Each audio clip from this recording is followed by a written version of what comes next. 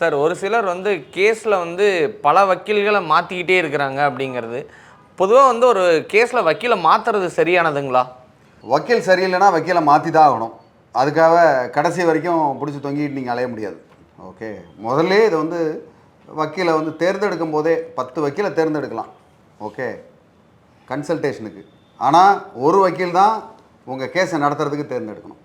Okay, அந்த இடத்துல நீங்கள் அந்த ஒரு வக்கீல் 10 வக்கீலை தேர்ந்தெடுத்து கன்சல்டேஷனை பார்த்துட்டு இது சிறப்பானவர் இவர் தான் பார்த்ததுக்கப்புறமா 10வது நபர் கரெக்டாக வராரு, அவர்கிட்ட நீங்கள் வந்து கேஸை கொடுக்குறீங்க, பண்ணுறீங்க.